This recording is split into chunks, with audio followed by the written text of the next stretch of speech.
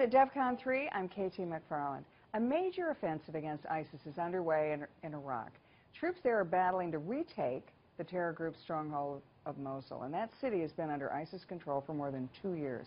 But what happens next? That brings us to a nonprofit group called the Harrion Foundation. Joining me to talk about it is the chairman of the board at the Harrion Foundation, Martin Rodriguez.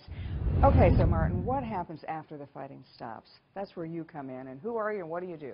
Great, yes, thank you for having us. The Harrion Foundation is a 501c3 not-for-profit comprised of ex-elite military, UK and US, and what we do is we work at the front lines of conflict areas, working with people like this, people who are unable to flee, so usually women and children, elderly, and provide them assistance. Okay, so the fighting stops. Yes. You go in, you see the city of Mosul, and it's in rubble, and there are a lot of orphans, and there are a lot of women and children, and what do you do then to them? Because is there no U.S. program that steps in? Actually, there is no U.S. program. In fact, the UN says that this could be one of the biggest humanitarian disasters in a long, long time. And that's the unfortunate part. I think there's a great plan to retake Mosul. A military plan. A military plan, but there's not a plan for what are we going to do afterwards. And obviously, Harrion is a small organization, so I think the projections are up to 1 million refugees. That's something that obviously we can't handle. But there needs to be something in place for something like that. So what happens then? These are refugees. These are people who fled other parts of Mosul, who've been in bunkers for the last 2 years. You go in and do what for them? We provide food, clothing, and basic necessities, the stuff that they're going to need right away. Those that don't have family anymore, they were either captives, they were sex slaves. Those we take to an area, one of our safe houses, or to one of the refugee camps that's in Kurdistan.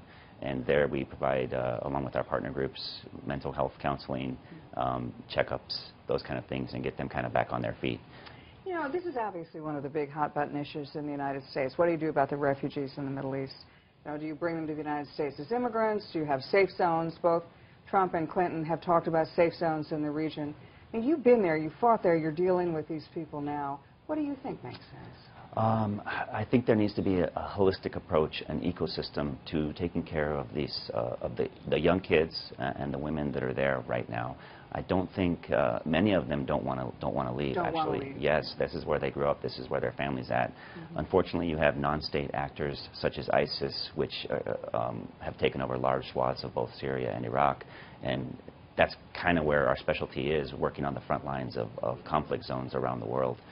Where other NGOs aren't able to operate, we have those type of skills. So I think a lot of them want to stay there. We have to have the infrastructure in place to kind of get them back on their feet. So there's no international UN, Red Cross, there's nothing that goes in there and helps these refugees, these orphans, these war-torn victims. There's nothing to help them remake their lives? Well, there is obviously UN support there. There's UN refugee camps, of course. There's other NGOs that do provide, some basic necessities, but they're woefully inadequate for the scope of what is going on. And those organizations don't work at the front lines. For example, we'll be the first NGO to actually go into Mosul. I mean, they go in once it's safe and secure and up and running, civil society's up and running. Yes. So when tell me what happens if you don't go in. I mean, I read that there are now 4 million children who are not in schools, who are just, rootless in the ISIS, in the areas that we've retaken from ISIS. So what happens to them? That looks to me like it's another generation of jihadist fighters.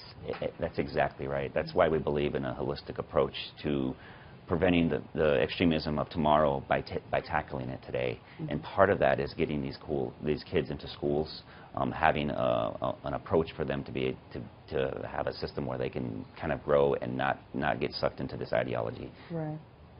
How do we find you? People are looking at this. They're horrified at what comes next because there isn't anything that comes next. Sure. How do they find you? How do they help? Well, we're on social media, so Instagram, Facebook, of course, and then we have our website, so harrionfoundation.org would be the best way to reach us. Well, I got to tell you, as an Army veteran, and you fought in these areas before, the fact that you're doing this with other British Army veterans and trying to take the next step after the fighting stops, congratulations. You're doing a great thing. Thank you very much. Appreciate it. Thank you. That was Martin Rodriguez of the Harrion Foundation. And that's it for me, KT McFarland, DEFCON 3. Thanks for watching.